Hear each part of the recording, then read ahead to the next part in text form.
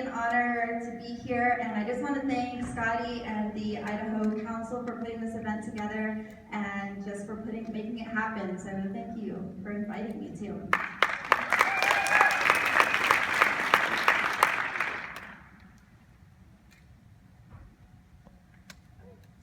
All right, so have you guys ever been in a situation where you wanted to share something with somebody, like you had a solution to their problem or just some kind of opinion that could help them in their situation, but you got a little nervous or you just kind of started to question yourself, you debated back and forth in your head as to whether or not you should say something or you should speak up about it?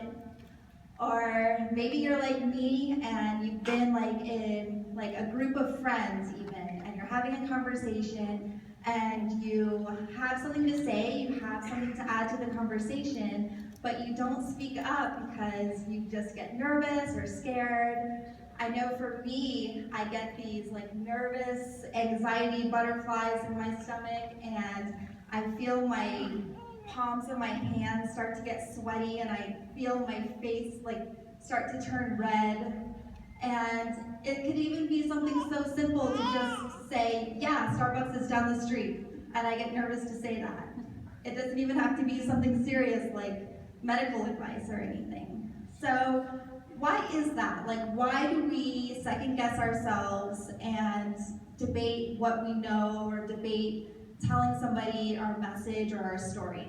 And really what it comes down to is that we don't believe in ourselves. We don't believe in ourselves as much as we should. And that's something that I've found out is definitely normal. It's something that we all deal with. We all have insecurities. We all have issues with believing in ourselves and confidence and value in ourselves and what we can offer to other people. So, all right, so it all comes down to, it all comes down to fear, the big F word, the one word that we don't like to hear and talk about, fear. And it's fear of, failure, fear of rejection, fear of looking like a weirdo, fear of sounding dumb, fear of what you're going to say isn't going to come across right, or it's not going to be the right thing that people want to hear from you. And, so we just hold ourselves back because we don't want to speak up, and we just let that take over. So we are most fearful when we put the spotlight on ourselves and we start worrying about what are people going to think? What is she going to think of what I'm wearing? What is she going to think of my hair? What is she going to think of this Facebook post?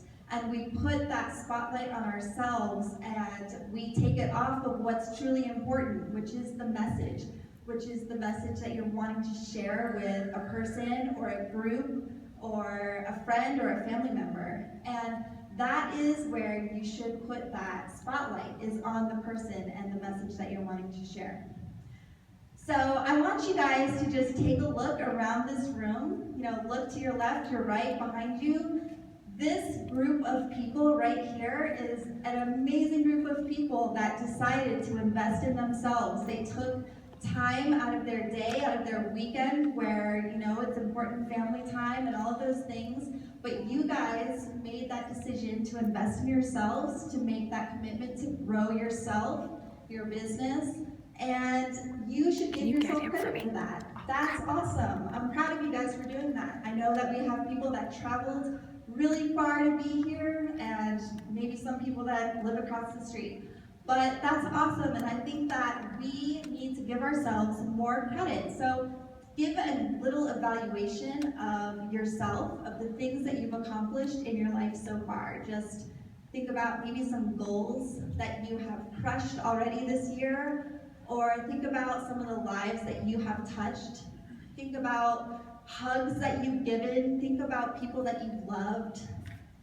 Think about even a text message that you sent somebody and it brightened their day. You should give yourself credit for that because you added value. So my subject is about, can I add value to others? Yes. You sent a text message to somebody with a smiley face and it made them have a good day. It can be something So simple like that.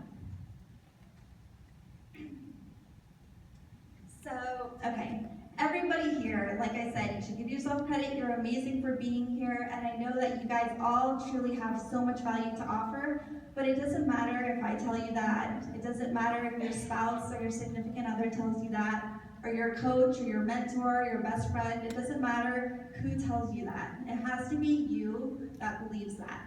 It has to be you that believes you have value and that you have something to offer to this world, that you have something to offer to your family, to your business, whatever it is. You have to be the one that knows that there's something inside of you, that you have a message to share that's going to inspire other people. And the reason that I chose this topic today is actually because it's something I struggle with still, on maybe not every single day, but it's still a big issue that I have. And one of my mentors, Sagi, who you'll hear from more later today, he taught me early on that if you want to learn something, if you want to grow and get better at something, then the best way to do it is to teach it. So that's why I chose this topic today. And just an example of how I struggled with it was just something yesterday that came up. I was filling out a bio that Beachbody had sent out for their elite coaches, and I started filling it out, and it was really easy. Like, the first question was, what's your name? Got that one. There's just, some simple things, coach ID, blah, blah, blah. So then I got to this next question that said, what's one thing that's interesting about you? And I just froze. I was like, I have no idea. Like, nothing's coming to mind. And I looked at my husband and I'm like, can you answer this one for me, because I don't have anything.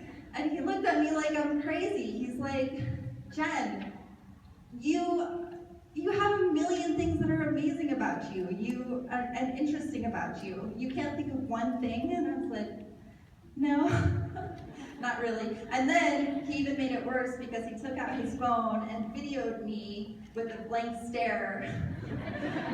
And that video went on for like 2 minutes before I got him to cut it off. But that's just an example of how we don't give ourselves credit for the amazing people that we are.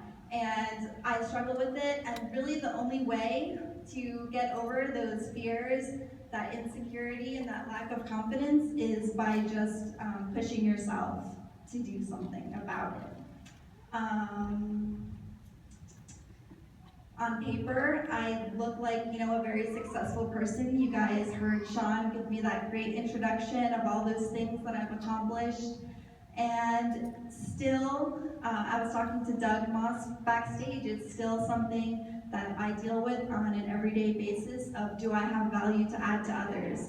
And I have to make that decision every day that yes, I do. Yes, I do. I can send a text message and brighten someone's day. I can speak up and tell somebody, hey, I have a solution for you. I know a better way. I have a better option. But the thing is that you have to just start. You build confidence by going for it. And as a side note, the book Just Start by John Acuff is a really good recommendation for that. So another example of the whole confidence thing, if you think about when you learned to ride a bike, or for me, I've been on a quest of learning to snowboard. And I can tell you, I have taken lesson after lesson after lesson. And it's so scary, guys. I don't know if any of you guys are snowboarders or skiers, but strapping 2 feet onto a board and taking yourself up to the top of a mountain so that you can hopefully get down to the bottom of it without stumbling and falling is really scary. And you can do lessons and you can take yourself to the bunny slope where the 3 and 4-year-olds are learning how to ski. But until you actually do it, until you actually get on the chairlift and get yourself all the way up and just go for it, you're not going to develop those skills, and you're not going to develop that confidence to start doing it, to start connecting your turns, and to start just doing it. So it's not the best answer. It's not always the answer that I like to hear, but it is the solution. You just have to start. So here are some actionable tips that you can take to start so the first thing is positive affirmations, and this is something that I do every day. It sounds kind of weird when you first get started doing it, but I do these, I say these things to myself in front of a mirror, and whenever my husband walks in on me, he thinks that I am totally whack. But it makes a difference in your day, because you are starting your day by telling yourself that these are the things that I want to be.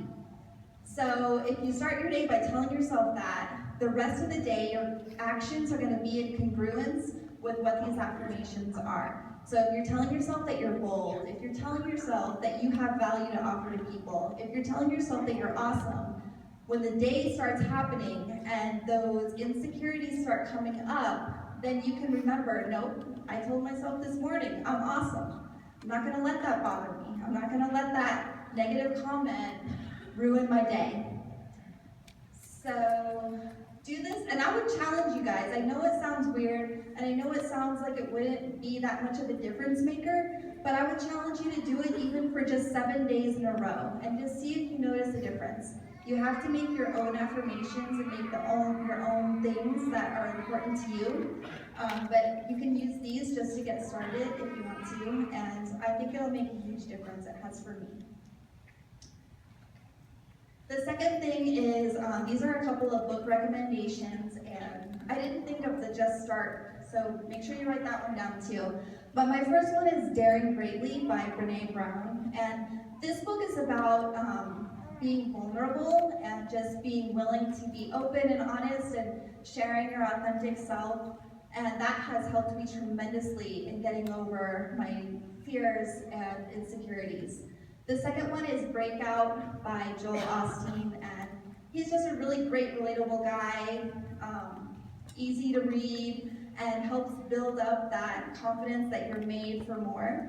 And the third one is The Power of Self-Confidence by Brian Tracy. I mean, you can't go wrong with anything by Brian Tracy, but that book in particular is going to help you if you struggle in this area. All right, so I'm closing up, and I want you guys to just picture a present. Like, picture a perfectly wrapped box that you would see at the mall, like during the holiday season, like at the gift wrapping station, where they wrap everything so perfectly, and it's like the paper is crisp, and it has a nice pretty bow on it. So I want you to picture that box, and then I want you to picture inside there's a bunch of little boxes with labels on them. Oh, sorry. A label. Okay, so there's a bunch of boxes with labels, and they are labels about you, your failures, your dreams, your successes, your experiences, your relationships. Some of you may be thinking, I'm tying that box back up and returning it. But the thing is, those things are what make you. You are a gift. The pretty, the ugly, the good, the bad, everything tied up and wrapped together is a beautiful present. And, okay then. Oh, you saw it. You can picture it. The point is that you have to picture it. So you are the gift. You are the present. You have something to offer people. You are unique. And you have something that only you can bring to this world, and we need that. We need to hear your message and your story, so don't be afraid to share it. Thank you guys so much for having me. I hope you